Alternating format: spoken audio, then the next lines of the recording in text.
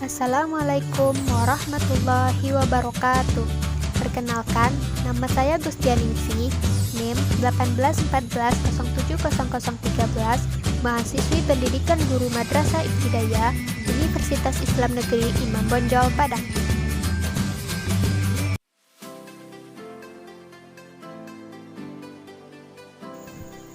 Nah, pada video kali ini kita akan membahas tentang Bab 1 Pendahuluan. Mari simak video berikut. 1. Rancangan desain penelitian dan contoh.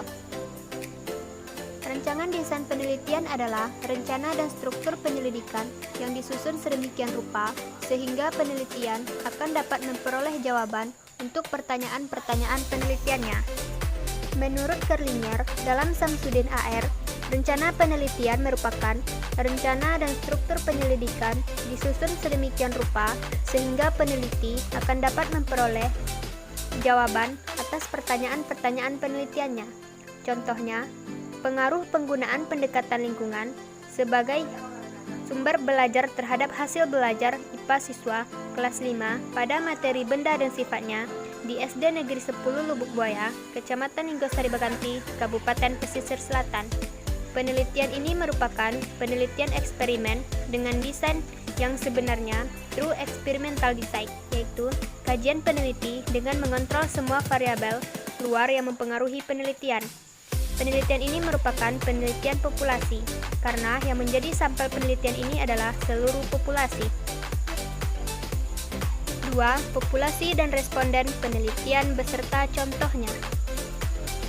Populasi adalah wilayah generalisasi yang terdiri atas objek atau subjek yang mempunyai kualitas dan karakteristik tertentu yang ditetapkan oleh peneliti untuk dipelajari dan kemudian ditarik kesimpulannya. Contoh, populasi dalam penelitian ini yaitu siswa kelas 5A dan kelas 5B SDN 10 Lubuk Buaya. Kelas 5A berjumlah 20 siswa dan kelas 5B berjumlah 20 siswa. Responden dalam Kamus Bahasa Indonesia adalah juru jawab, perhatian. Jadi, responden penelitian adalah seseorang yang diminta untuk memberikan respon terhadap pertanyaan-pertanyaan yang diajukan oleh peneliti. Contoh, respon dalam penelitian ini adalah siswa kelas 5A dan kelas 5B SDN 10 Lubuk Buaya. 3. Teknik pengambilan sampel dengan contoh. 1. Sampel acak atau probability sampling. Sampel acak adalah suatu teknik pengambilan sampel yang menggunakan kaidah peluang dalam proses penentuan sampel. 2. Non-probability atau sampel tidak acak. Yang pertama, sampel yang dipilih dengan pertimbangan kemudahan. 2. Purposive sampling. 3. Sampel bola salju. Contohnya, penelitian ini menggunakan teknik penarikan sampel non-probability sampling, yaitu teknik mengambil sampel yang tidak memberi peluang atau kesempatan sama bagi setiap unsur atau anggota populasi untuk dipilih menjadi sampel. Teknik yang digunakan dalam penelitian ini adalah sampling jenuh, yaitu teknik penentuan sampel bila semua anggota populasi digunakan sebagai sampel. 4. Variabel dan data penelitian dengan contoh.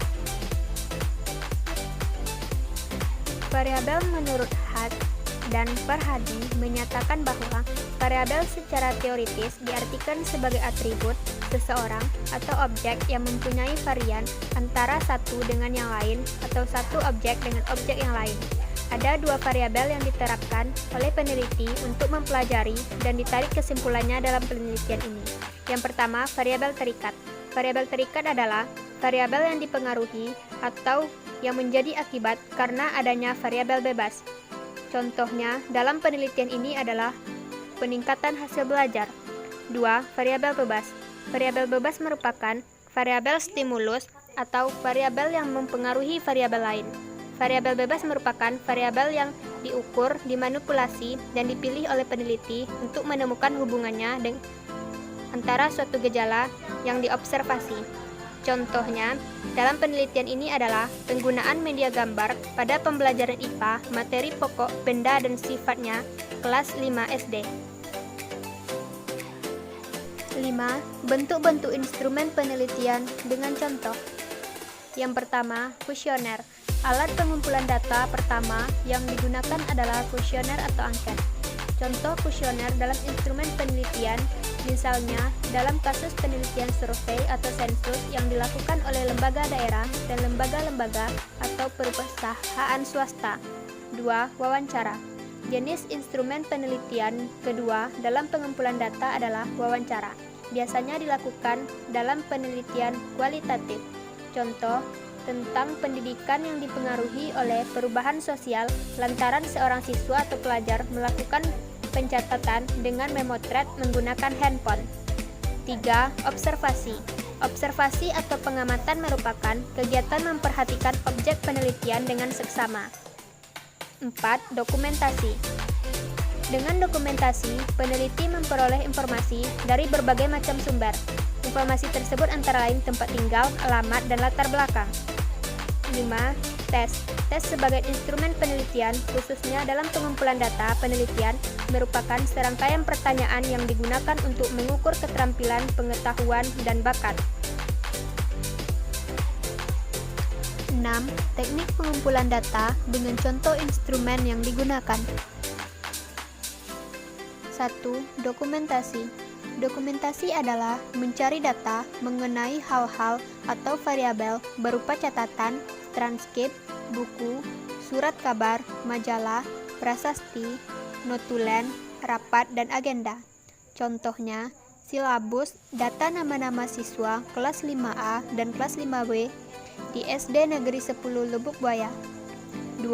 Wawancara tidak terstruktur. Wawancara tidak terstruktur adalah wawancara yang bebas, di mana peneliti tidak menggunakan pedoman wawancara yang telah tersusun secara sistematis dan lengkap untuk pengumpulan datanya. Contohnya, wawancara tidak terstruktur ini digunakan untuk mengetahui pembelajaran di kelas sebelum melakukan penelitian. 3. Tes. Istilah tes diambil dari kata testum yang dalam bahasa Prancis kuno artinya piringan untuk menyisahkan logam-logam mulia. Contohnya, tes dalam penelitian ini yaitu post-test. Post-test adalah tes yang dilakukan oleh peneliti kepada subjek atau responden sebagai bagian dari pengukuran setelah dilakukannya treatment. 7. Teknik pengolahan data secara deskriptif dengan contoh. Penelitian deskriptif merupakan metode penelitian yang berusaha menggambarkan dan menginterpretasikan objek sesuai dengan apa adanya. Penelitian ini juga sering disebut non-eksperimen, karena pada penelitian ini tidak melakukan kontrol dan manipulasi variabel penelitian. Penelitian deskriptif sesuai dengan karakteristik memiliki langkah-langkah tertentu dalam pelaksanaannya. Langkah-langkah tersebut antara lain 1. Perumusan masalah. 2. Menentukan jenis informasi yang diperlukan. 3. Menentukan prosedur pengumpulan data. 4. Menentukan prosedur pengolahan informasi atau data. 5. Menarik kesimpulan. Contohnya, apa yang dapat menenangkan masyarakat di tengah pandemi. 8. Teknik pengolahan data secara inferensial dengan contoh. Statistik inferensial adalah teknik analisis data yang digunakan untuk menentukan sejauh mana kesamaan antara hasil yang diperoleh dari suatu sampel dengan hasil yang akan didapat pada populasi secara keseluruhan. Jenis-jenis statistik inferensial terdapat dua jenis. Yang pertama, statistik parametrik, dan yang kedua, uji T.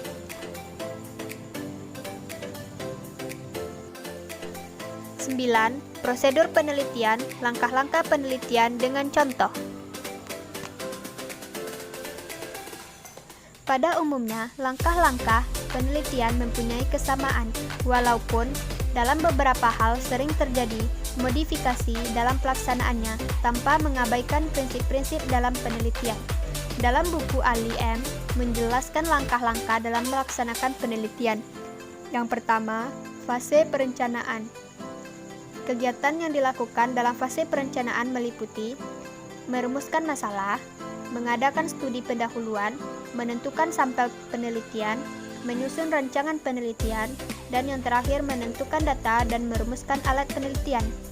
Yang kedua, fase pelaksanaan meliputi pengumpulan data dan pengolahan data atau analisis data. Dan yang ketiga, fase laporan penelitian meliputi merumuskan masalah, mengadakan studi pendahuluan, menentukan sampel penelitian, menyusun rancangan penelitian, merumuskan dan menentukan teknik pengumpulan data, analisis data untuk menarik kesimpulan, dan yang terakhir adalah laporan penelitian.